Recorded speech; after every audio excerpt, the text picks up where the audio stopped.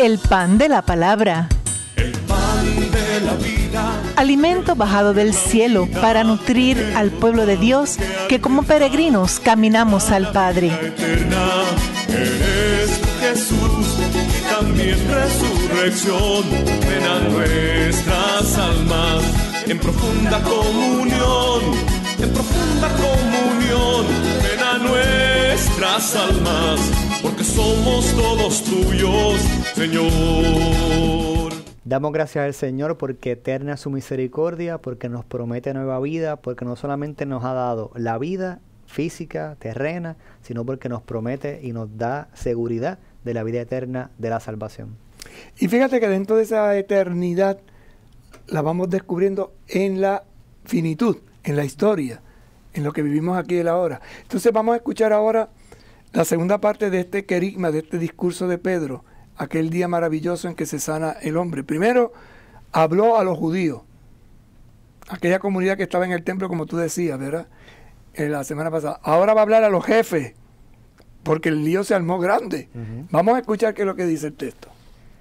En aquellos días, Pedro, lleno del Espíritu Santo, dijo: jefes del pueblo y ancianos, ya que hoy se nos pide cuenta del bien que hicimos a un enfermo y de cómo fue curado, sepan ustedes y todo el pueblo de Israel, este hombre está aquí, sano, delante de ustedes, por el nombre de nuestro Señor Jesucristo de Nazaret, al que ustedes crucificaron, y Dios resucitó de entre los muertos.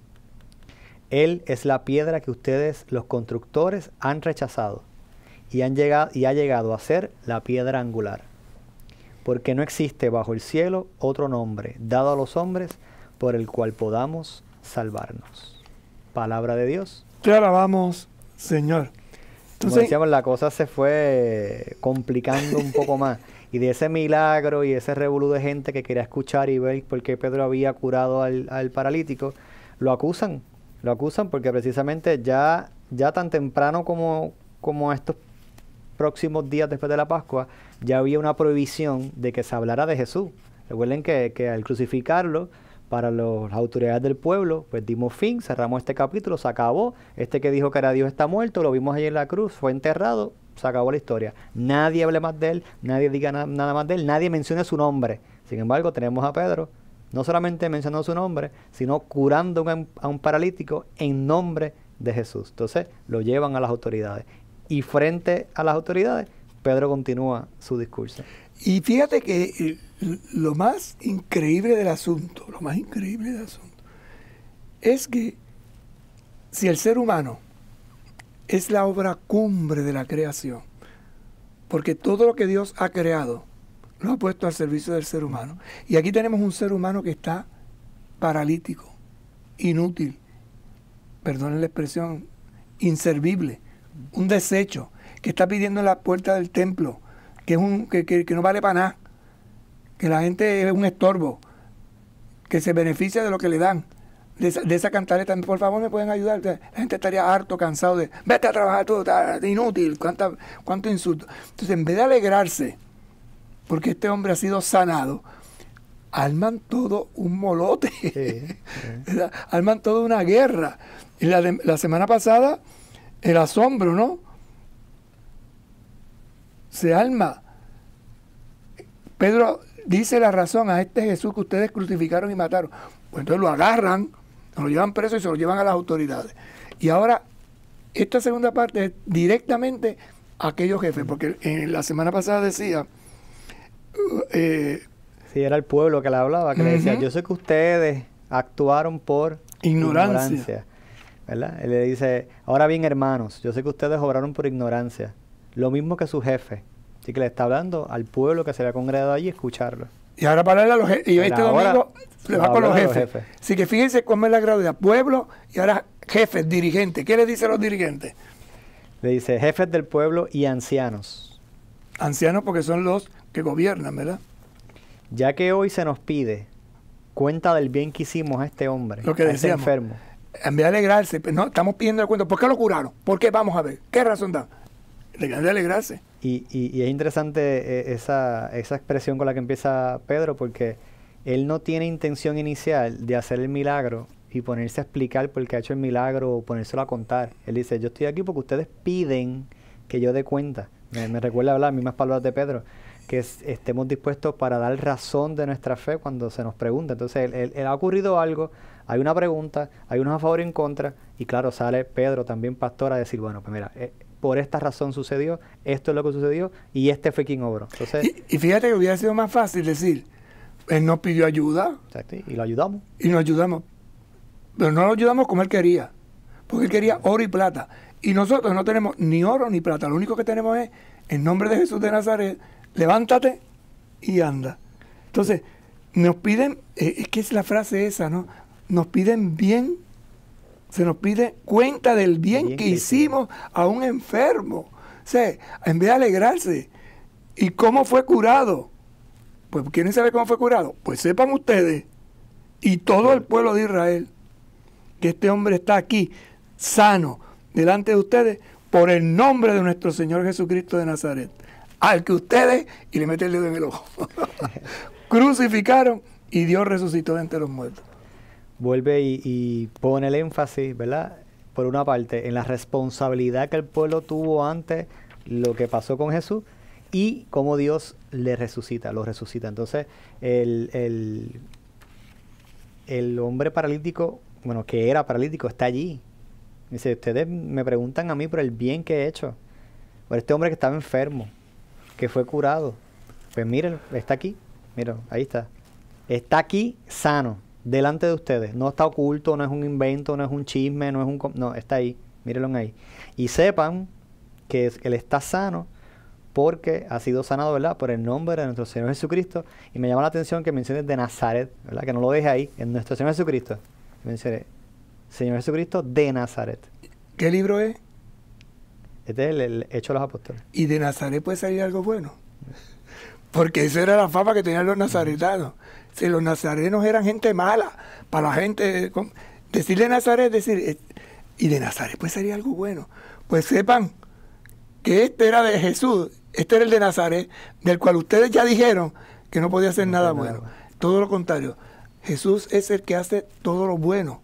Jesús es el que cambia las situaciones. ¿Por qué? Y ahora dice, Él es la piedra que ustedes, la piedra que ustedes, los constructores, han rechazado. Fíjate que reconoce su autoridad. Ustedes, que son los jefes, los ancianos, los que mandan, rechazaron. Pues eso que ustedes rechazaron, eso que ustedes no querían, ha llegado a ser piedra base, piedra fundamental, piedra de construcción. Es una iluminación del acontecimiento vivido con una fuerza extraordinaria. Y obviamente Pedro, inspirado, ¿verdad? Iluminado por el Espíritu Santo, no utiliza sus palabras. Son las mismas palabras que acabamos de leer en el Salmo. O sea, que él remite a un texto que ellos conocen, a un texto que cuando él empezar a decirlo, ellos dirían rápido, el Salmo, la oración, espérate. Si tú lo cantamos en el templo. Es cierto. Entonces dice, nosotros, y entonces él aplica este texto que nosotros conocemos a la realidad que nos está trayendo. Entonces cobra un peso mayor las palabras de Pedro porque no utiliza sus palabras, no es su acusación, es las mismas palabras que ellos mismos, quienes les escuchan, los jefes, los levitas, los ancianos, los miembros del Sanedrín, los sumos sacerdotes, todos ellos que forman allí la autoridad de Israel, conocían el texto, sabían el texto y podían muy bien decir, por lo menos entrar y decir la duda, decir, ¿será cierto? ¿Será que nosotros hemos rechazado a quien es la piedra angular? Entonces Pedro utiliza muy bien, hábilmente, ¿verdad? Ese texto para ponerlo ahí. Ustedes los constructores, ustedes los que tenían la responsabilidad, ustedes los que debían saber, han rechazado precisamente a quien es la piedra angular. Fíjate que eso trae unas aplicaciones muy fuertes para nuestra vida, porque es lo que nosotros estamos llamados a hacer como cristianos. Pedro lo hizo en base a lo que él conocía del Antiguo Testamento. Lo actualiza. Nosotros tenemos que actualizar lo de Pedro en nuestra realidad cristiana de hoy. Y esto es dar testimonio. O sea, el testimonio se da desde lo que yo he descubierto a la luz de la palabra, me ha iluminado, me ha transformado y te comunico como ¿qué? Como evangelio. ¿Y qué significa la palabra evangelio? Una buena noticia. Entonces, ¿cómo veo yo que esta palabra se ha cumplido en mí? ¿He sido yo de los que he rechazado? ¿He sido yo de los que he renegado? ¿He sido yo de los que... Pues si yo he sido de esos, tengo que descubrir también que el Mesías, que es el que ha padecido, que el Mesías, que es el que ha dado su vida, es el que conduce es pastor. Y va preparando el camino, porque es un pueblo nuevo que necesita un guía. ¿Quién es el nuevo guía? Jesús, el buen pastor. Así como el antiguo pueblo tuvo un guía en Moisés, nuestro nuevo Moisés es Jesucristo. Y Pedro nuevamente pudo dejar la cosa ahí, pero añade, y va más allá, quizás a un nivel insospechado incluso para los que tiene delante. Porque no existe bajo el cielo otro nombre dado a los hombres por el cual podemos salvarnos. Por tanto, amplifica, universaliza esto que ha pasado, que ustedes creen que esto es poca cosa o mucha cosa. No, es que Jesús es Salvador de toda la humanidad. No hay otro nombre. No busquen otra solución, no busquen otra respuesta, no busquen otra clave. Es Jesús piedra. Y piedra quiere decir fundamento. Y piedra quiere decir base. Y piedra quiere decir solidez. Y piedra quiere decir construcción.